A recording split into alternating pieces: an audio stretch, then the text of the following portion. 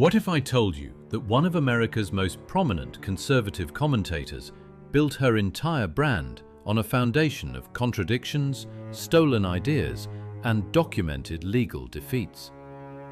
That behind the carefully crafted persona lies a paper trail that tells a very different story. This is the record of Cancer Owens, and every word of it is documented. The year is 2007. Cancer Owens is a senior at Stamford High School in Connecticut. She begins receiving racist, death threat voicemails from classmates. The NAACP files suit on her behalf against the Stamford Board of Education, resulting in a $37,500 settlement. By her own account, she is a victim of racism. But here's what Owens rarely advertised. Court records from that same period show she was separately arrested in 2007 on charges of second-degree harassment and threatening. Charges of exactly the kind she herself had just experienced. While she was being celebrated as a victim, she was simultaneously a defendant. Years later, she would stand before conservative audiences and declare that America is not a racist country. Apparently, her own NAACP lawsuit disagreed. After high school, Owens enrolled in college, but the record there is equally murky. Allegations of a staged suicide attempt to gain sympathy, claims of fraudulent student loans, and ultimately dropping out entirely. The woman who would later lecture millions about personal responsibility couldn't finish her own degree. Rather than returning to school, Owens launched Degree 180, a gossip and marketing blog. Commentary dressed up as content, a digital footprint that would soon take a darker turn. In 2016, Owens launched Social Autopsy, a website she claimed was designed to fight cyberbullying. Her method? Creating permanent public profiles on anyone accused of online harassment, complete with real names, employers, and personal information. In other words, a doxing site. Anti-harassment advocates immediately raised the alarm. The backlash was overwhelming. Social Autopsy was shut down. In 2017, before most of America knew her name, Cancer Owens appeared on The Alex Jones Show on InfoWars, under the brand Red Pill Black. This was her early launchpad. Not a major network, not a legitimate news outlet. Alex Jones, a man whose conspiracy theory empire would later be ordered to pay nearly $1.5 billion to the families of Sandy Hook murder victims. That was the platform Owens chose to begin building her brand. The association says more than any press release ever could. Before Cancer Owens became the face of black conservatism, she was publicly anti-Trump and liberal. Then, seemingly overnight, she flipped. Trump became her hero, the left became her enemy, and a brand worth millions was born. Was it a genuine conversion, or was it simply better for business? Also in 2017, Owens joined Turning Point USA as communications director under Charlie Kirk. She rose quickly, viral videos, packed speaking tours, a massive social media following. TPUSA was her rocket ship to national prominence. But the alliance wouldn't last.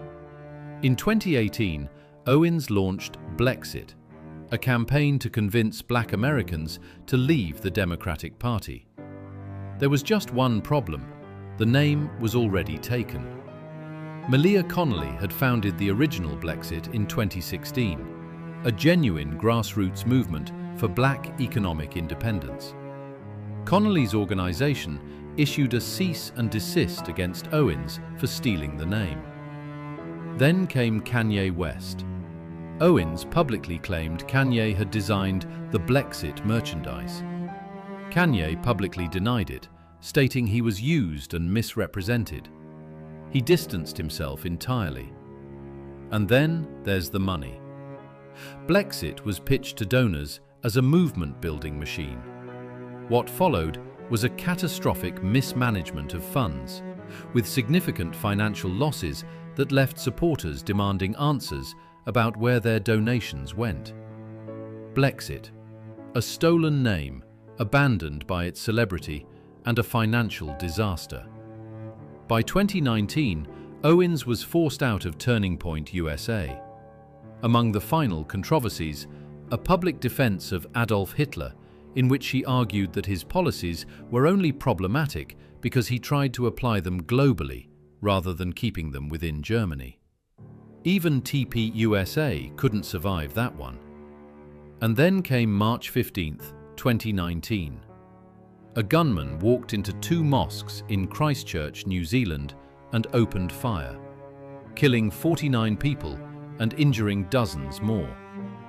In his 74-page manifesto, he named Candace Owens as his primary inspiration, writing that her views pushed him toward radicalization and violence. Candace Owens' response? She tweeted LOL. Then she threatened to sue the media outlets reporting the connection. 49 people dead, and she laughed. During this same period, Owens sued her luxury apartment landlord over dangerous black mold she claimed was destroying her health. The landlord countersued over unpaid rent. The verdict? Owens lost. She was ordered to pay $17,719.90 in back rent, plus her landlord's attorney fees. The woman who built a media empire, lecturing others about personal responsibility, couldn't pay her own rent. In 2021, Owens landed at the Daily Wire, Ben Shapiro's conservative media powerhouse. She got a show, a platform, and a significant salary. For a time, it seemed like a triumphant comeback. But legal defeats were still finding her. When major fact-checking outlets labeled her COVID-19 Facebook posts as false, she sued them for defamation. She lost. She appealed to the Delaware Supreme Court. She lost again. The courts ruled that fact-checkers have First Amendment protection. In other words, it is legally sound to call Candace Owens' COVID claims a hoax alert, because the courts found the label substantially accurate. This is where things get deeply troubling. In September 2023, when 4 women, including a minor, accused comedian Russell Brand of rape and sexual assault spanning a 4-year period, Candace Owens went on the attack. Not against Brand, but against YouTube for demonetizing him. That same year, when Andrew Tate was arrested in Romania on charges of human trafficking and rape, charges that would grow to 21 counts in the United Kingdom, Owens rushed to his defense, platforming him directly and dismissing the allegations. And then, in 2025, Owens interviewed Harvey Weinstein directly from prison, arguing he had been wrongfully convicted and that he was a victim of the Me Too movement. Weinstein had been convicted of rape and sexual assault by a jury of his peers. He was in the middle of a retrial facing new accusers. 3 men, 3 sets of serious criminal allegations involving women and children. One consistent pattern: Candace Owens standing with the accused. In March 2024, the Daily Wire and Candace Owens parted ways. The polite phrasing for being fired over increasingly extreme anti-Semitic rhetoric. She had been making statements about political Jews, aligning with known Holocaust deniers, and publicly clashing with Ben Shapiro over the Israel-Hamas war. The Anti-Defamation League condemned her statements. Even the conservative media machine that made her famous couldn't stomach it. Also in 2024, Australia denied Candace Owens a visa on character grounds. Home Affairs Minister Tony Burke ruled that her views could incite discord and violence. She sued. Australia's High Court unanimously upheld the ban in 2025. But the real victims, approximately 15,000 ticket holders who had purchased seats for her speaking tour. The event promoter collapsed after the visa denial, leaving every single ticket holder without a refund. 15,000 fans out of pocket. Not a cent went back to them. In 2025, the manifesto of the Nashville high school shooter was made public. It named Cancer Owens as a direct influence, stating, "Cancer Owens has influenced me above all each time."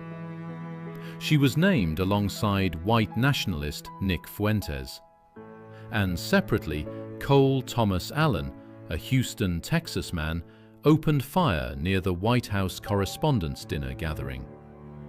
Viral investigations linked her rhetoric to the attack. In the aftermath, Owens dismissed the violence as, quote, "always a very clear case of mental illness." 3 acts of mass violence. 3 times her name appeared in connection with killers or their rhetoric. And then, in April 2025, came the moment that perhaps summarized everything.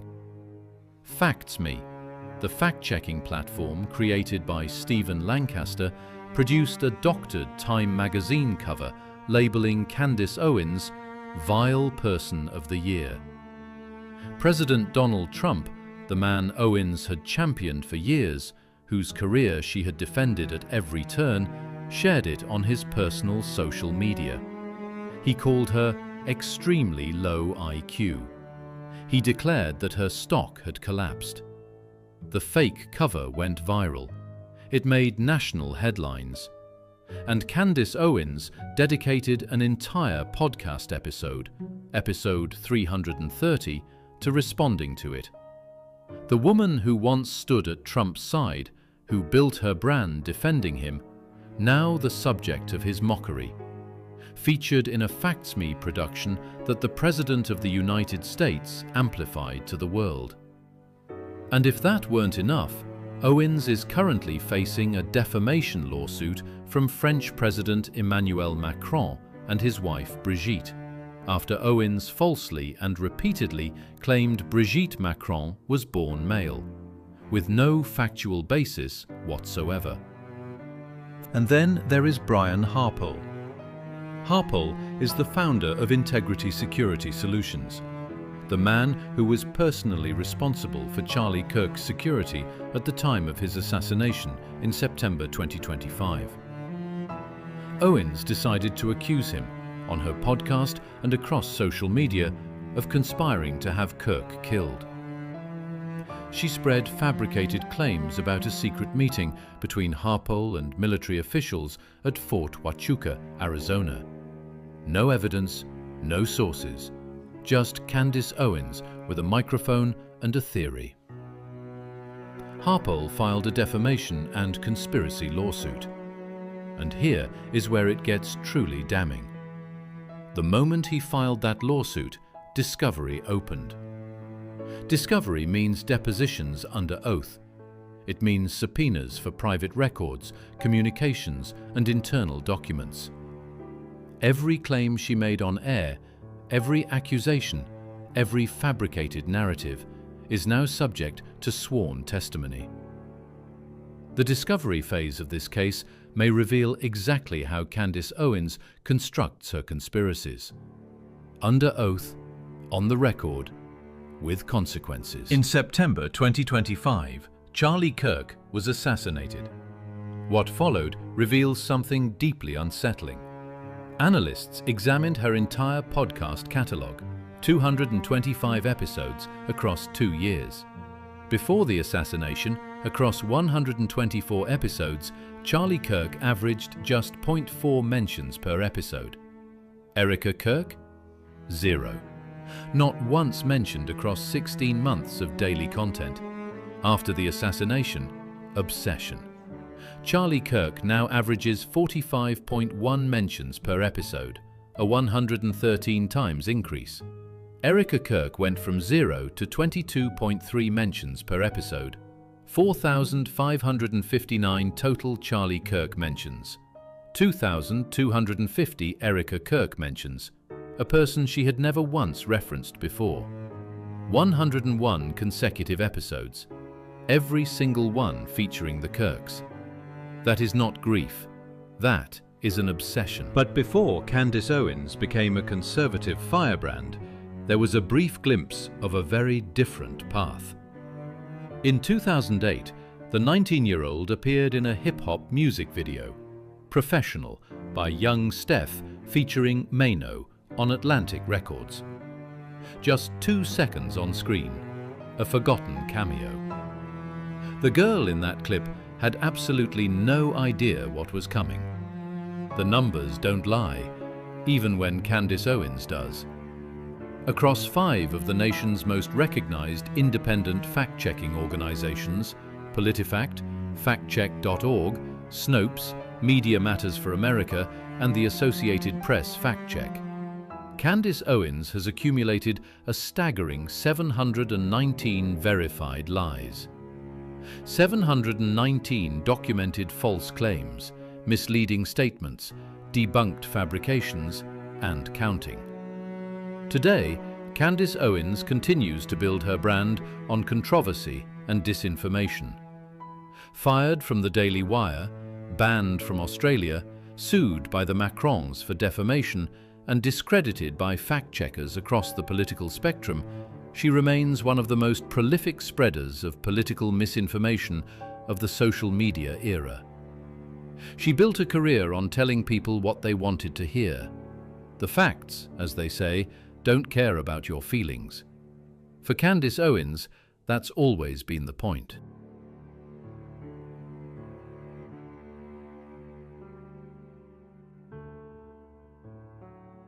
In 2015, while running Degree 180, her so-called anti-conservative blog, Candace Owens published 2 articles that read like step-by-step instruction manuals for committing prescription drug fraud. The first was titled, "How I Scored an Adderall Prescription Without So Much as a Doctor's Evaluation, 3 Easy Steps." Written under her own name, she described walking into a random doctor's office and lying to the medical staff, claiming she needed to refill an Adderall prescription she had never actually been given. She walked out with 20 milligrams, instant release, twice a day. Her own closing line? Quote, "I then became addicted to taking Adderall every midterm and final season for the rest of my college career." And then she added, 0% of the above story is a lie. She followed that up with a second article titled, "Getting Prescribed Xanax, So Easy, a Caveman Can Do It." 2 controlled substances, 2 how-to guides, published under her real name. For context, prescription fraud is a federal crime. This is the same woman who built a media empire lecturing Americans about personal responsibility. When Russia invaded Ukraine in February 2022, most of the world called it an illegal war of aggression. Candace Owens did not. She questioned whether Ukraine was even a real country. She called President Zelensky a comedian dictator in a government funded by American taxpayers. She argued that NATO expansion provoked Russia into the invasion. She refused to call the invasion an invasion. She spread claims that Ukraine was a money laundering operation for American politicians. Every single one of these talking points matched Russian state media almost exactly. None of them was supported by evidence. When Ukrainian cities burned and civilians were killed, Candace Owens was on her podcast producing content that served the interests of the country doing the burning.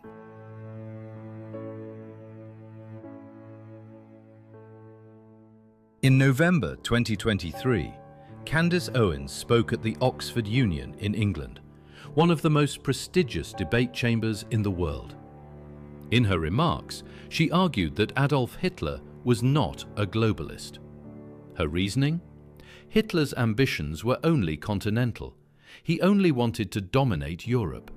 Therefore, the word globalist, a word she uses constantly as a political pejorative, should not apply to him. She also suggested that history had mischaracterized Hitler. The global response was swift and devastating. Jewish organizations condemned her.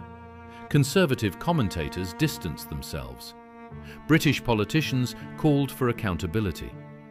People who had defended her for years said she had crossed a line that could not be uncrossed. She claimed she was misunderstood. She said she was making an academic point. But she was at Oxford with a global audience. The record was public. Her own words were the evidence. After leaving the Daily Wire, Candace Owens went after Ben Shapiro directly. She called him a globalist, a term that, in the circles they both inhabited, had a very specific meaning. She accused him of dual loyalties. She said he was a puppet of globalist forces, prioritizing an agenda over truth. Shapiro responded explicitly. He called her anti-Semitic. He said the pattern of her comments about Jewish people had been consistent and deliberate. The conservative world split. But what nobody could deny was the expanding list of her enemies. Charlie Kirk, Ben Shapiro, Turning Point USA, The Daily Wire, Erica Kirk, Brian Harpole, Emmanuel Macron, and the governments of Australia and the United Kingdom.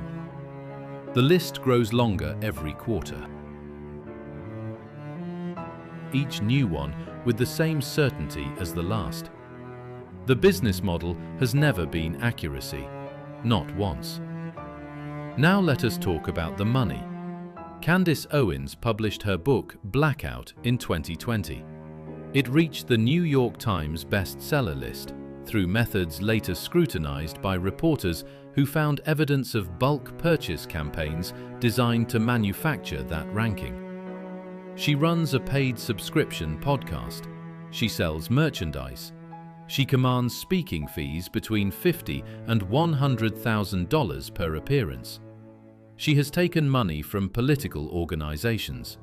She has built a financial empire entirely on manufactured outrage. When Charlie Kirk died, she pivoted her entire content operation to the assassination story within 48 hours. When Erica Kirk pushed back, Owens converted that conflict into content within the week. When Brian Harpole sued, she used the lawsuit to fundraise. Every controversy is a revenue stream. The outrage is the product. It always has been. After Charlie Kirk's assassination in September 2025, Candace Owens began constructing a conspiracy theory in real time on her podcast. She named specific individuals, private citizens, security professionals, members of Congress, and accused them of conspiring to have Kirk killed. She claimed Kirk's security team deliberately allowed the attack to happen. She alleged that military officials coordinated with political operatives. She cited anonymous sources. She produced no evidence. When challenged, she invoked her right as a journalist to ask questions. But she was not asking questions. She was naming people and accusing them of involvement in a political assassination. Brian Harpole filed suit. Others named have consulted attorneys. In the discovery phase, every claim will require a sworn source, under oath, on the record, with consequences. And then there is what she has done to Erica Kirk, Charlie Kirk's widow. Candace Owens has accused Erica of having foreknowledge of the assassination. She has suggested Erica benefited from Charlie's death. She has spent episode after episode dissecting Erica's public appearances, questioning the authenticity of her grief, and amplifying anonymous rumors about her marriage. Charlie Kirk's own family has condemned Owens by name. Erica Kirk's attorney has sent multiple cease and desist letters. Cancer Owens read those letters on her podcast, and she laughed. There is a word for what she is doing to a grieving widow. It is not journalism. It is not courage. It is cruelty. Documented, monetized, and still going.